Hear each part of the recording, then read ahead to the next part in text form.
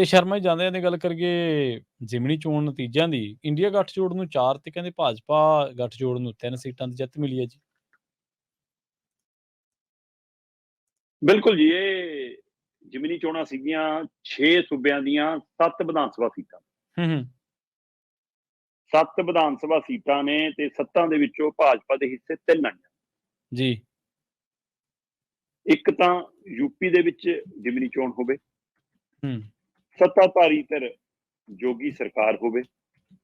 ਬੇਸ਼ੱਕ ਉਹ ਸੀਟ ਪਹਿਲਾਂ ਸਮਾਜਵਾਦੀ ਪਾਰਟੀ ਕੋਲ ਸੀ, ਜੀ। ਪਰ ਜ਼ਿਮਨੀ ਚੋਣ ਅਕਸਰ ਸਰਕਾਰ ਜਿੱਤਦੀ ਆ, ਠੀਕ ਹੈ। ਆਮ ਤੌਰ ਤੇ ਮੰਨਿਆ ਜਾਂਦਾ, ਪਰ ਇੱਥੇ ਏਦਾਂ ਨਹੀਂ ਹੋਇਆ। ਇਹ ਸੀਟ ਦੁਬਾਰਾ ਸਮਾਜਵਾਦੀ ਪਾਰਟੀ ਨੇ ਜਿੱਤ ਲਈ। ਹੂੰ ਸੋ ਇੱਥੋਂ ਦਾ ਲਓ, ਇਹ ਸੀਟ ਗਈ।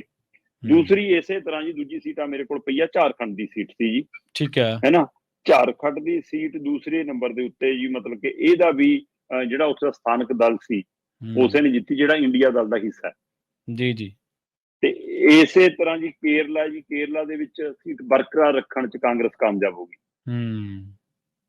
ਤੇ ਜੀ ਇੱਥੇ ਇਸੇ ਤਰ੍ਹਾਂ ਬੰਗਾਲ ਦੇ ਵਿੱਚ, ਪੱਛਮੀ ਬੰਗਾਲ ਦੇ ਵਿੱਚ ਇੱਕ ਸੀਟ ਸੀ ਜਿਹੜੀ ਭਾਜਪਾ ਨੇ ਜਿੱਤੀ ਹੋਈ ਸੀ। ਠੀਕ ਹੈ।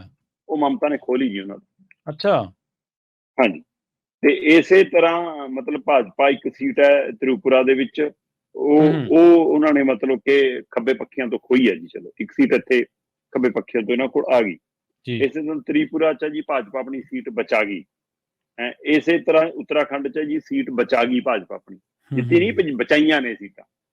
ਸੋ 4 ਮਤਲਬ ਕਿ 4 ਸੀਟਾਂ ਇੰਡੀਆ ਦਲ ਦੇ ਵਿੱਚ ਸ਼ਾਮਲ, ਇੰਡੀਆ ਗੱਠਜੋੜ ਦੇ ਵਿੱਚ ਸ਼ਾਮਲ ਦਲਾਂ ਨੇ ਜਿੱਤ ਲਈਆਂ। ਠੀਕ ਹੈ ਜੀ। 3 ਸੀਟਾਂ ਭਾਜਪਾ ਦੇ ਗੱਠਜੋੜ ਨੇ ਜਿੱਤੀਆਂ।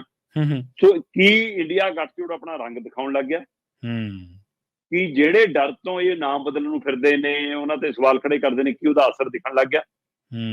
ਜਦੋਂ ਕਿ ਦੱਸਣ ਵਾਲੇ 2 ਪਹਿਲੂਆਂ ਤੇ ਗੱਲ ਕਰ ਰਹੇ ਨੇ ਜਿਹੜੇ ਰਾਜਨੀਤਿਕ ਮਾਹਰ ਨੇ ਨਾ ਐਂਗਲਾਂ ਦੇ। ਉਹ ਕਹਿੰਦੇ ਪਹਿਲੀ ਗੱਲ ਤਾਂ ਇਹ ਹਾਂਜੀ ਕਿ ਯੂਪੀ ਦੀ ਜਿਹੜੀ ਸੀਟ ਉਸ ਸਮੇਂ ਸਮਾਜਵਾਦੀ ਪਾਰਟੀ ਨੇ ਜਿੱਤੀ ਸੀ, ਉਸ ਸਮੇਂ ਮੈਦਾਨ ਦੇ ਵਿੱਚ ਮਾਇਆਵਤੀ ਵੀ ਸੀ, ਬਸਪਾ ਵੀ ਸੀ। ਇਸ ਵਾਰ ਜ਼ਿਮਨੀ ਚੋਣ ਚ ਮਾਇਆਵਤੀ ਨਹੀਂ ਉਤਰੀ। ਤੇ ਥੱਲੇ ਮੰਨਿਆ ਇਹ ਜਾ ਰਿਹਾ ਸੀ ਕਿ ਮਾਇਆਵਤੀ ਦਾ ਪਿੱਛੇ ਹਟਣ ਦਾ ਕਾਰਨ ਇਹ ਹੈ ਕਿ ਮਾਇਆਵਤੀ ਆਪਣੀ ਵੋਟ ਬੀਜੇਪੀ ਕਦੀ ਪਾਊਗੀ, ਅੱਛਾ, ਜਾਂ ਆਪਣੇ ਆਪ ਵੋਟ ਉਧਰ ਜਾਊਗੀ।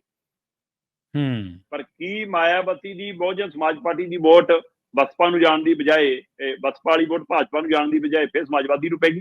ਕਿਉਂਕਿ ਜ਼ਿਮਨੀ ਚੋਣ ਸੱਤਾਧਾਰੀ ਧਿਰ ਭਾਜਪਾ ਦੇ ਹੁੰਦਿਆਂ ਸੀਟ ਜਿੱਤਣੀ ਅਹਿਮ ਮੰਨੀ ਗਈ ਜੀ। ਇੱਕ ਤਾਂ ਇਹ ਪਹਿਲੂ।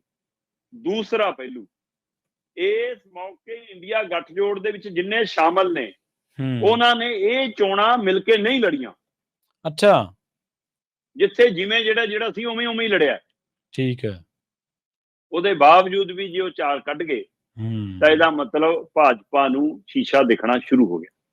ਜੀ ਜੀ। ਜਿਹੜੀ ਵੋਟ ਬੈਂਕ ਸ਼ਰਮਾ ਜੀ 2-3 ਅਹਿਮ ਧੜਿਆਂ ਦੇ ਵਿੱਚ ਵੰਡੀ ਜਾਂਦੀ ਹੋਵੇ, ਜਦੋਂ ਉਹ ਇੱਕ ਮੁੱਠ ਹੋਊਗੀ, ਇੱਕਜੁੱਟ ਹੋਊਗੀ, ਉਹਦੇ ਨਤੀਜੇ ਦਾ ਸੁਭਾਵਿਕ ਜੀ ਗੱਲ ਆ ਪਲਟਣਗੇ। ਪਰ ਕੀ ਇਹ ਜਲਵਾ ਜੁੰਬਸ਼ 2024 ਚ ਬਰਕਰਾਰ ਰਹੇਗਾ? ਇਹ ਇੱਕ ਦੇਖਣ ਵਾਲੀ ਗੱਲ ਹੋਏਗੀ। ਇਹਨਾਂ ਖਾਸ ਖਬਰਾਂ ਤੇ ਖਾਸ ਜਾਣਕਾਰੀਆਂ ਦੇ ਲਈ ਸ਼ਰਮਾ ਜੀ ਬਹੁਤ ਬਹੁਤ ਧੰਨਵਾਦ ਜੀ।